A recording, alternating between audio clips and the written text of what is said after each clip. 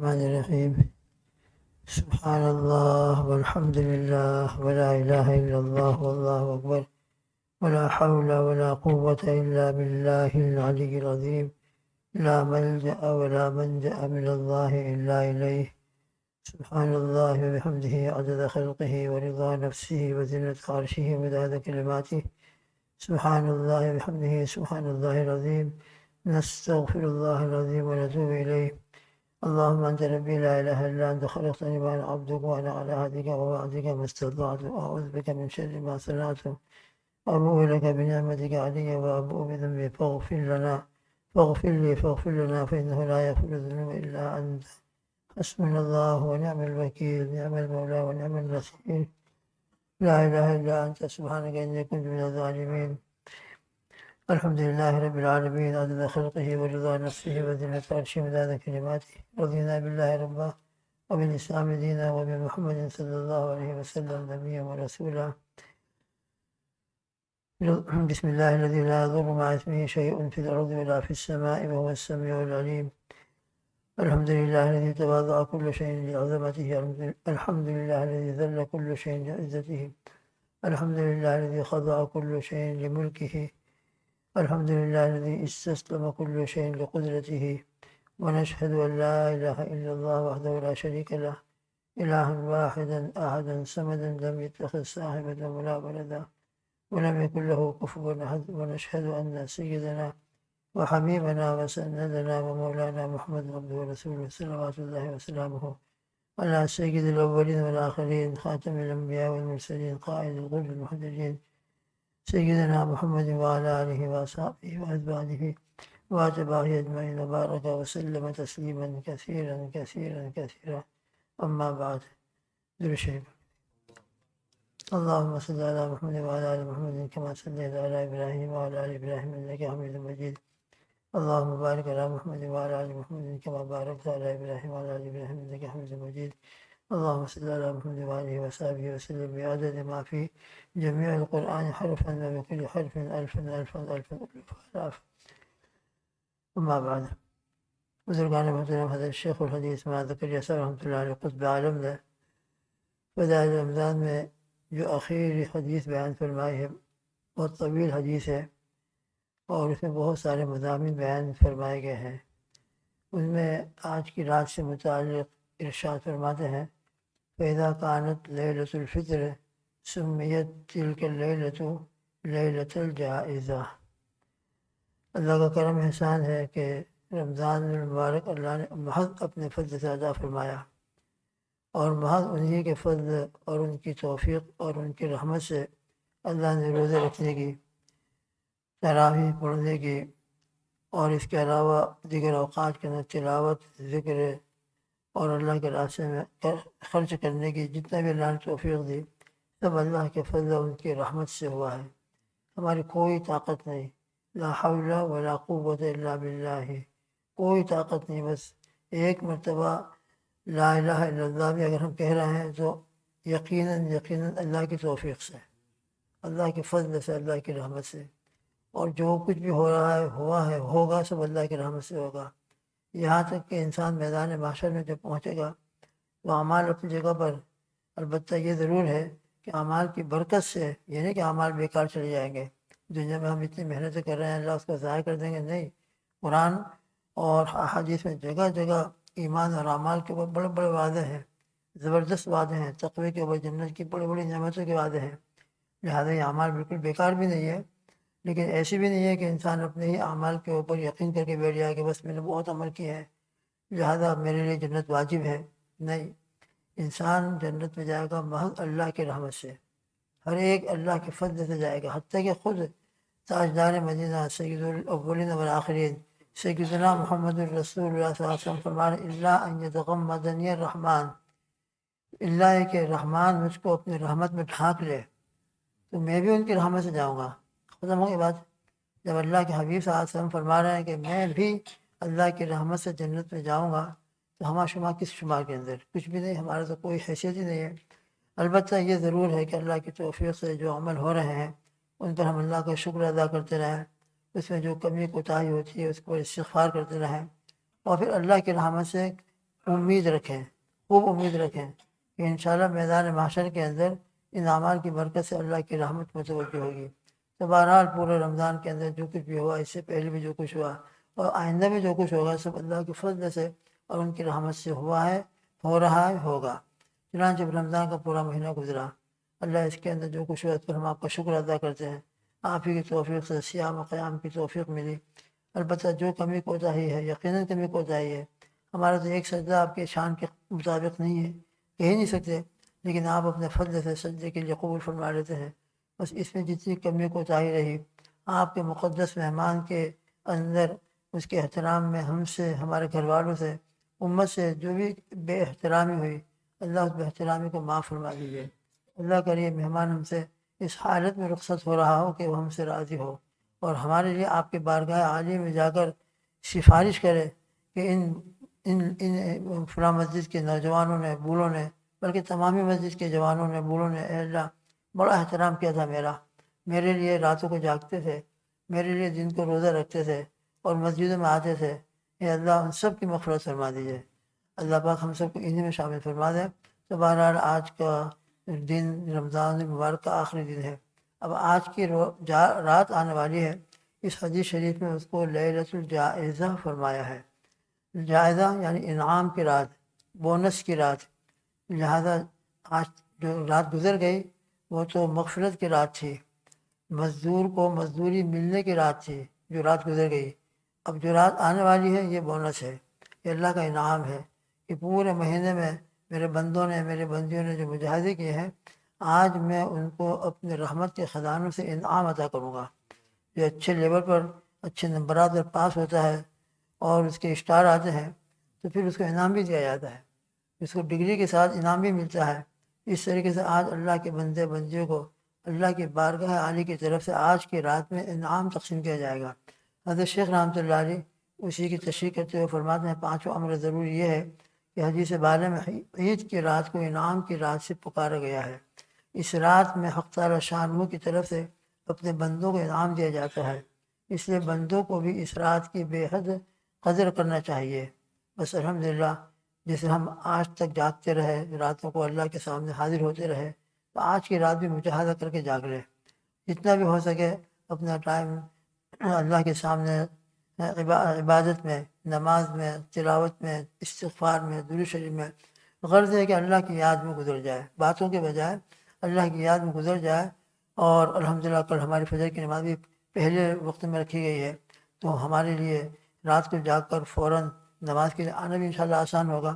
پھر نماز کے بعد عید کی نماز کے درمیان میں 3-4 گھنٹے کا فاصلہ ہے، غسل وغیرہ ہم عید کی نماز کے بعد کر سکتے ہیں، انشاءاللہ فجر کی نماز کے بعد کر سکتے ہیں۔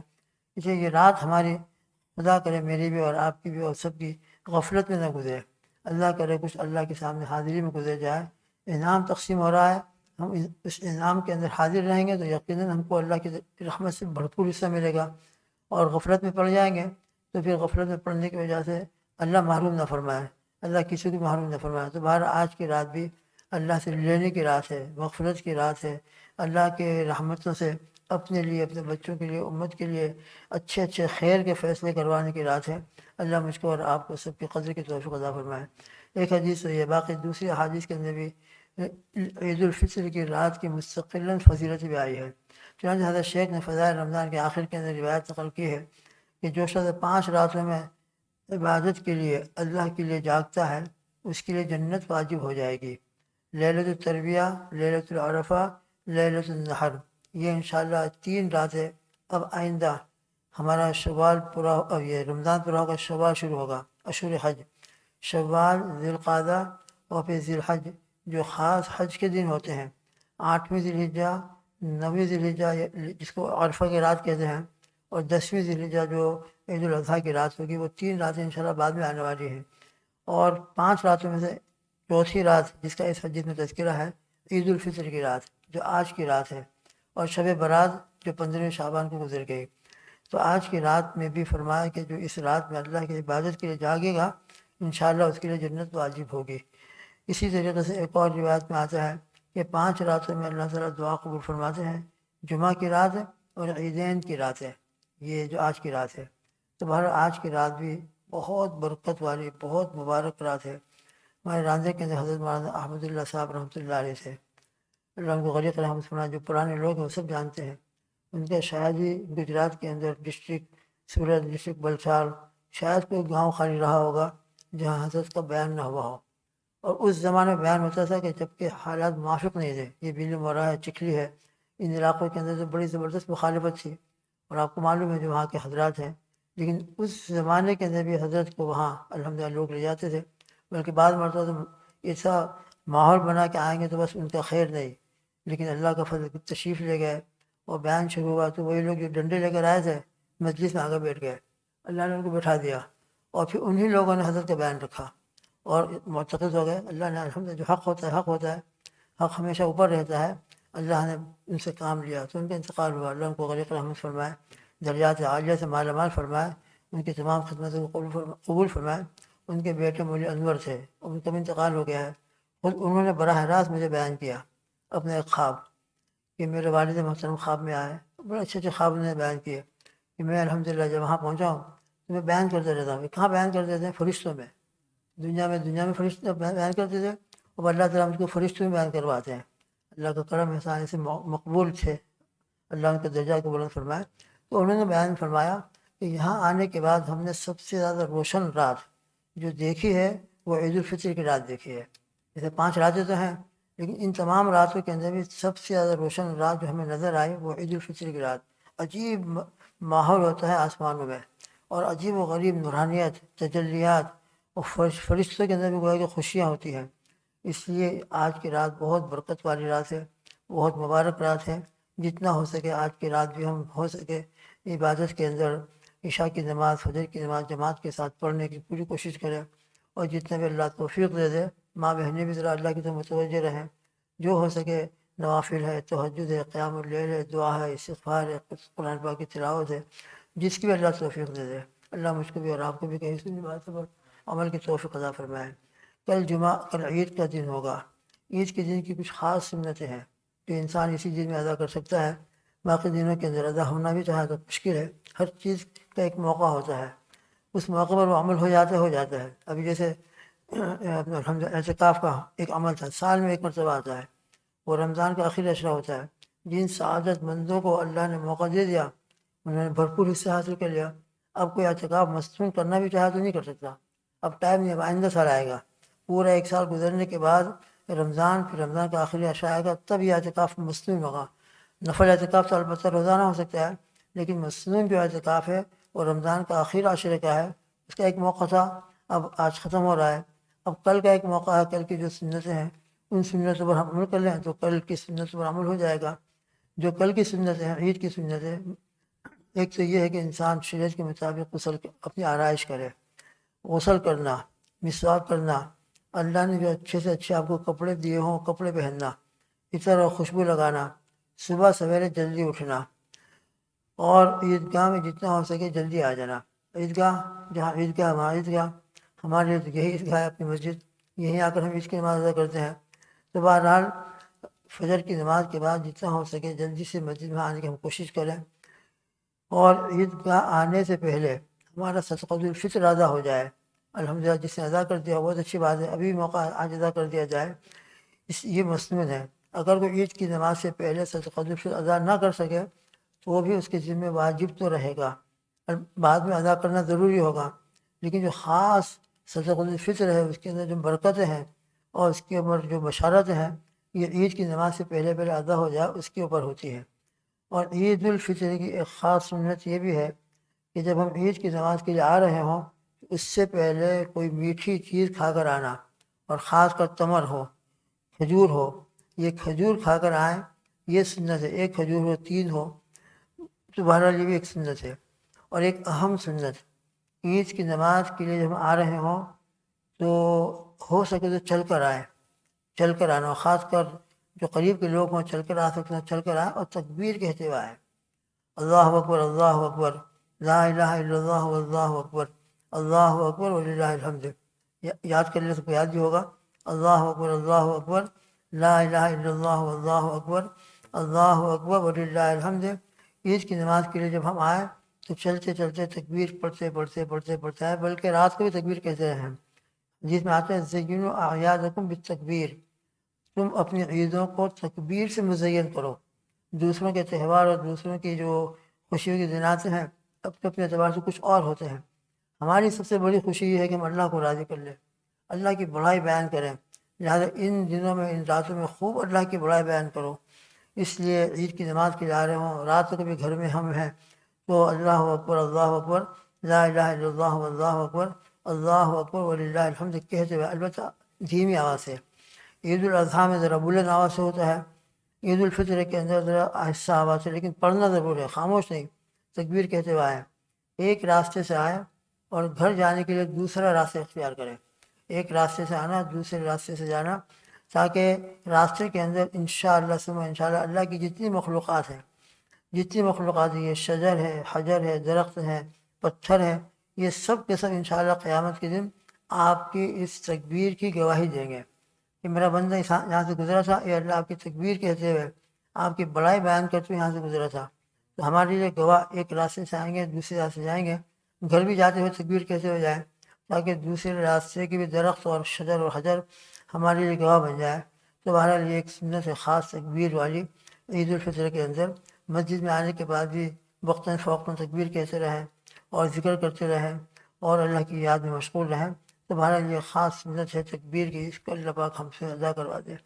عید کی نماز ہوگی، کیونکہ عید کی نماز سال میں 2 مرتبہ ہوتی ہے، اس میں ذرا سا کوئی ڈفرینس طریقہ ہے، وہ طریقہ ہمارے ذہن میں ابھی سے آ جائے۔ 2 رکعت 6 زائد تکبیروں کے ساتھ میں امام کے پیچھے پڑھتا ہوں، اقتداء کی نیت سب کرتے ہیں۔ 2 رکعت 6 زائد تکبیروں کے ساتھ امام کے پیچھے میں عید کی نماز ادا کرتا ہوں۔ دل کے اندر یہ ٹینشن ہو، زبان سے اگر کوئی شخص کہہ لے تو بھی گنجائش ہے، تو 2 رکعت ادا کی جائیں گی۔ 2 رکعت کی ادائیگی کا کیا طریقہ ہوگا؟ پہلی تکبیر، اس میں نہ اذان ہے نہ اقامت ہے، عید کی نماز کے اندر اقامت بھی نہیں، اذان بھی نہیں۔ ماشاءاللہ سب کے سب عید کے دن اللہ کے گھر کے اندر بغیر بلائے جاتے ہیں، بغیر بلائے۔ تو بہرحال نہ اذان ہے نہ اقامت ہے، تو جب نماز شروع ہوگی اللہ اکبر کہہ کر ہم ہاتھ اٹھائیں گے اور ہاتھ اٹھانے کے بعد باندھ دیں گے۔ پھر اس کے بعد ثنا پڑھیں گے، ثنا پڑھنے کے بعد سبحانک اللہم و بحمدک و تبارک اسمک و تعالی جدک و لا الہ غیرک، دعائے تسبیح ہے، دعائے توجیہ ہے، جو بھی پڑھیں گے۔ پھر اس کے بعد 3 تکبیریں ہوں گی، اللہ اکبر کہیں گے، تمام حاضرین کو بھی اللہ اکبر کہنا، خالی ہاتھ اٹھانا نہیں، جس طرح ہم نمازوں کے اندر رکوع میں جاتے ہوئے خالی جھک نہیں جاتے ہیں بلکہ اللہ اکبر کہتے ہوئے جاتے ہیں، تو یہاں پر بھی جب ہاتھ اٹھائیں گے تو خالی ہاتھ اٹھانا نہیں ہے، دھیمی آواز سے، سبھی آواز نہیں ہے کہ مسجد میں شور ہو جائے، بس کم از کم اللہ اکبر ہمارے زبان سے پروناؤنس ہونا چاہیے، تلفظ ہونا چاہیے، بس اللہ اکبر کہہ کر ہاتھ چھوڑ دیں گے۔ یہ پہلی تکبیر ہوئی۔ پھر دوسری تکبیر ہوگی اللہ اکبر، ہاتھ لٹکا دیں گے۔ تیسری تکبیر ہوگی، ہاتھ باندھ دیں گے۔ اس کے بعد جو ہے سورہ فاتحہ ہوگی، قرات ہوگی، رکوع ہوگا پہلی رکعت کا، سجدہ ہوگا، پہلی رکعت پوری ہو جائے گی، دوسری رکعت کے لیے کھڑے ہوں گے۔ دوسری رکعت کے لیے کھڑے ہونے کے بعد پہلے قرات ہوگی، سورہ فاتحہ، اس کے بعد جو سورت پڑھنا وہ پڑھی جائے گی۔ پھر اس کے بعد رکوع میں جانے سے پہلے 3 تکبیریں کہی جائیں گی، یہ زائد 3 تکبیریں ہوں گی۔ اللہ اکبر کہہ کے ہاتھ چھوڑ دیں گے، پھر دوسری مرتبہ ہاتھ چھوڑ دیں گے اللہ اکبر کے بعد، پھر تیسری مرتبہ اللہ اکبر کہہ کر کے ہاتھ چھوڑ دیں گے۔ یہ 3 تکبیریں ہو گئی۔ اب چوتھی جو تکبیر ہوگی وہ رکوع میں جانے کی ہوگی، کیونکہ پہلی رکعت میں ہم کو رکوع میں جانا نہیں ہے ابھی، بلکہ ابھی تو قرات ہونے والی ہے، لہٰذا تیسری تکبیر کے بعد ہاتھ باندھ لیا جاتا ہے۔ یہاں پر تیسری تکبیر کے بعد ہاتھ چھوڑنا جو کہ قرات تو ہو چکی ہے، اب چوتھی تکبیر مستقلاً رکوع میں جانے کی ہے، تو مستقلاً رکوع میں جانے کی اللہ اکبر تکبیر کہے کر ہم رکوع میں جائیں گے۔ اس سے 2 رکعتیں پوری ہوگی۔ اللہ پاک اپنی رحمت سے، اپنے فضل سے ان تمام سنتوں پر عمل کی توفیق عطا فرمائے۔ آج کی رات کے جو اللہ کی طرف سے انعام تقسیم ہونے والا ہے، ہم بچوں سے زیادہ انعام کے محتاج ہیں، تو آج کی رات بھی اللہ کرے اللہ کی توفیق سے اللہ کے سامنے حاضر ہونے کی توفیق مل جائے، غفلت میں گزرنے کے بجائے اللہ کی یاد میں اور اللہ کے ذکر میں توبہ استغفار میں ہماری رات گزر جائے۔ اللہ توفیق عطا فرمائے۔ کئی سنی باتوں میں اللہ پاک ہم سب کو اخلاص کے ساتھ عمل نصیب فرمائے اور اللہ اپنی رضامندی نصیب فرمائے، پورے عالم اسلام کے لیے خیر و برکت کے فیصلے فرمائے۔ فلسطین میں جو حالات ہیں اللہ ان کے لیے بھی عید کی برکت سے حالات کو نارمل فرما دیں، حالات کی اصلاح فرما دے اور اپنا فضل فرما دے. اللہم آمین. سبحان اللہ بحمدہ سبحانک اللہم وبحمدک ونشهد ان لا اله الا انت نستغفرك ونتوب اليك. سبحان ربك رب العزة عما يصفون وسلام على المرسلين والحمد لله رب العالمين برحمتك يا ارحم الراحمين.